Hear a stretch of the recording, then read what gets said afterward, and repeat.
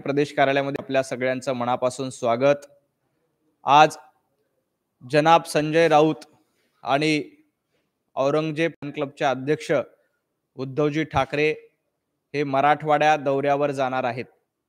परंतु त्याचा मराठवाड्यातील शेतकऱ्यांबद्दल खरंच कळवळा आहे का, हा देखील प्रश्न पडतो। भारतीय जनता पार्टीच्या सर्व आमदारांनी, महायुतीच्या सर्व आमदारांनी आणि सर्व खासदारांनी संवेदनशीलता दाखवत मराठवाड्यातील शेतकरी बांधवांना प्रत्येक महिन्याच्या एका महिन्याचा पगार हा शेतकऱ्यांसाठी देण्याचा निर्णय घेतलेला आहे। भारतीय जनता पार्टीचे प्रदेशाध्यक्ष रवींद्र चव्हाणजी यांनी आपल्या सर्व आमदारांशी चर्चा करून, भारतीय जनता पार्टीच्या महाराष्ट्रातील सर्व खासदारांशी चर्चा करून त्यांचा एक महिन्याचा मानधन, एक महिन्याचा पगार हा मुख्यमंत्री सहाय्यता निधीच्या माध्यमातून मराठवाड्यातील ओला दुष्काळग्रस्त शेतकऱ्यांना देण्याचा स्तुत्य निर्णय घेतलेला आहे।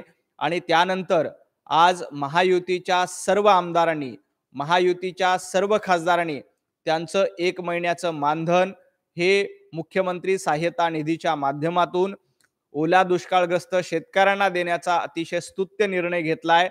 खरं तर महाविकास आघाडीचे एकही नेते शेतकऱ्यांच्या बांधावर नाहीत।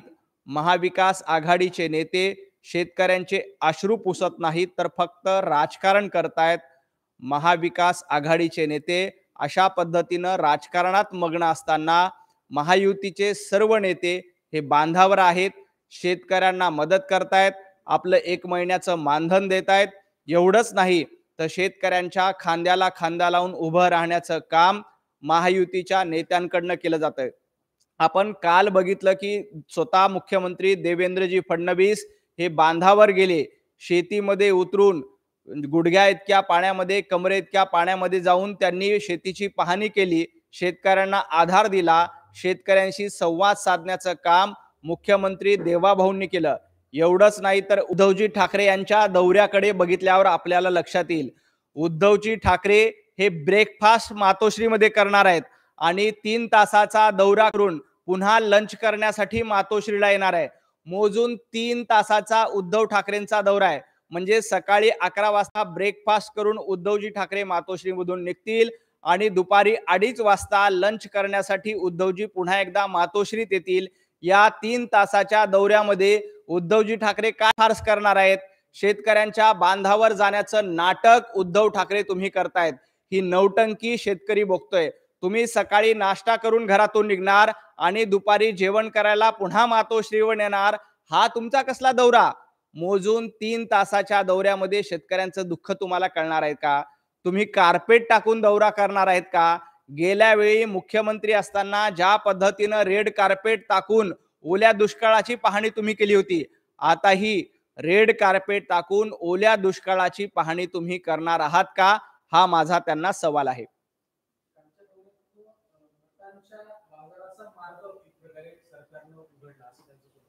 खरं तर मतांच्या बाजाराचा मार्ग संजय राऊत यांनी सांगू नये। संजय राऊत हे गाढव नाक्याचं नेतृत्व करतात, हे मी सातत्यानं सांगतोय।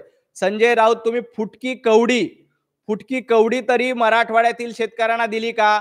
महायुतीच्या सर्व आमदारांनी, महायुतीच्या सर्व खासदारांनी त्यांचं एक महिन्याचं मानधन लिहिलं नाही।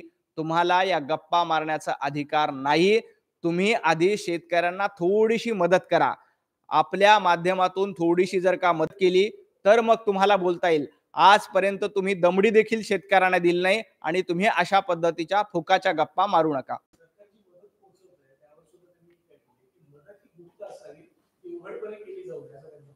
खरं तर गुप्त काय असतं? संजय राऊत यांचं काय काय गुप्त आहे? अलिबागच्या बंगल्यावर ते काय काय गुप्तपणे करतात आणि करोडो रुपयाचा घोटाळा करून गुप्तपणे किती निधी लाटलाय हे संजय राऊत महाराष्ट्राला माहित आहे। तुम्ही अशा पद्धतीनं उघड मदत, गुप्त मदत, तुम्ही अहो दमडी देखील दिली नाही।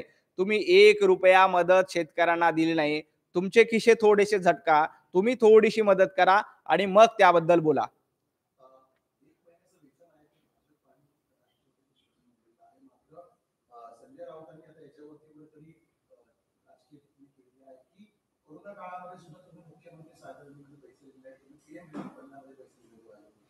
खरं तर आम्ही पीएम रिलीफ फंडामध्ये मदत दिली. आता लोक मुख्यमंत्री सहाय्यता निधीमध्ये मदत करतायत. संजय राऊत तुम्हाला पाहिजे तिथं मदत करा. तुम्हाला मुख्यमंत्री फंडात मदत करायची नाही ना, तुम्ही किमान शेतकऱ्यांच्या बांधावर जाऊन शेतकऱ्यांच्या खिशात ₹2 द्या. शेतकऱ्यांना थोडासा आधार द्या. तुम्ही शेतकऱ्यांना कवडीही देणार नाही. साधा बिस्किटचा पुडा संजय राऊत तुमच्या शिवसेनेने दिला नाही.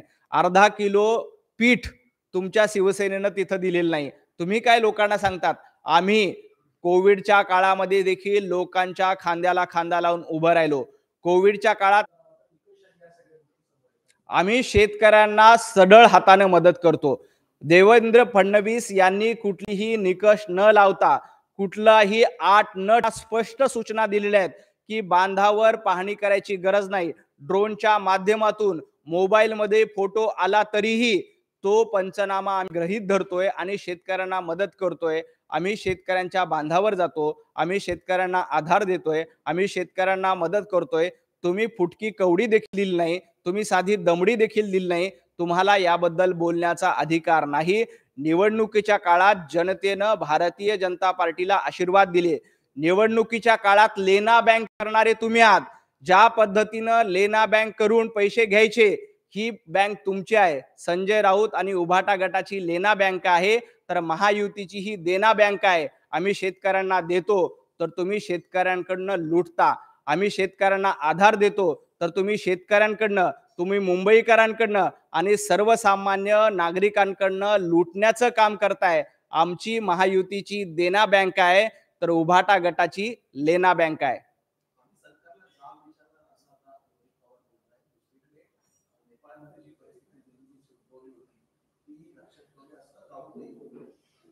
खरं तर रोहित पवार यांनी सरकारला जाब विचारण्याच्या आधी आपले आजोबा आदरणीय शरद पवार साहेब यांना जाब विचारला पाहिजे.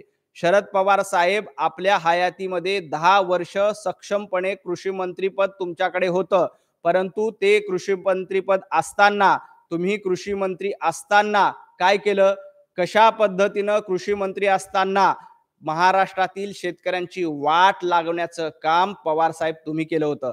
महाराष्ट्रातील शेतकऱ्यांनी सर्वाधिक आत्महत्या रोहित पवारजी आपले आजोबा कृषी मंत्री असताना झाल्या होत्या. त्यामुळं सरकारला जाब विचारण्याऐवजी आदरणीय पवार साहेब सिल्वर ओकवर राहतात. तुम्ही जरा सिल्वर ओकवर जा आणि पवार साहेबांना जाब विचारा की महाराष्ट्रातील शेतकऱ्यांची ही अवस्था कुणामुळे आहे.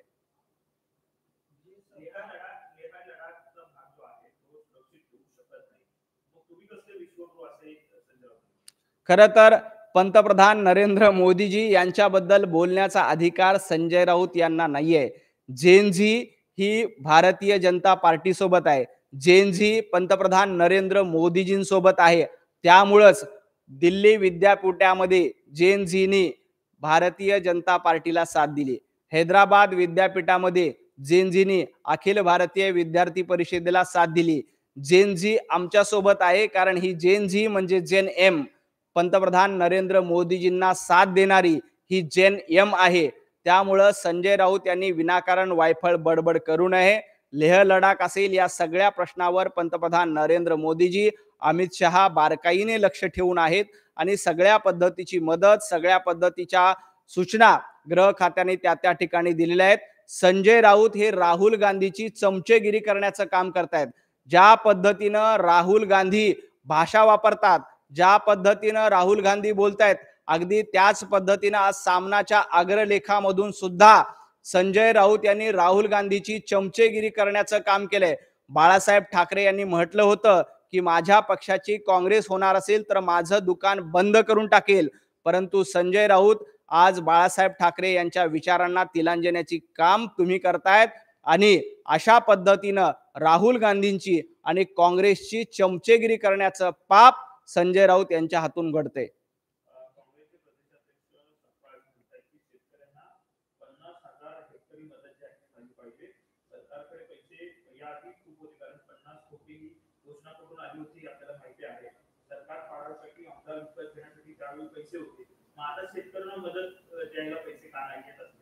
हर्षवर्धनजी, तुमच्या आमदारांना आधी सूचना द्या आणि 1 महिन्याचं मानधन हे शेतकऱ्यांना द्यावं. याबद्दल हर्षवर्धनजींनी काँग्रेसच्या आमदारांना सांगावं. सरकार हे शेतकऱ्यांसोबत आहे. पहिल्या टप्प्यामध्ये 2,500 कोटी रुपये आम्ही तातडीनं दिले. इथून पुढे देखील केंद्र सरकार असेल, राज्य सरकार असेल, शेतकऱ्यांना अशाच पद्धतीनं मदत करेल. दिवाळीपूर्वी शेतकऱ्यांच्या खात्यावर पैसे गेलेले असतील. शेतकऱ्यांची दिवाळी गोड करण्यासाठी इथलं सरकार समर्थ आहे आणि अतिशय सक्षमपणे इथलं सरकार दिवाळीपूर्वी शेतकऱ्यांना मदत करणार आहे. हर्षवर्धन सपकाळ यांना माझी विनंती आहे की त्यांनी सरकारवर टीका करून राजकारण करण्यापेक्षा आपल्या काँग्रेस पक्षातील सर्व आमदारांना, महाविकास आघाडीच्या खासदारांना सूचना द्याव्यात की त्यांनी किमान आपलं 1 महिन्याचं मानधन हे मराठवाड्यातील ओला दुष्काळग्रस्त शेतकऱ्यांना द्यावं. खूप खूप धन्यवाद.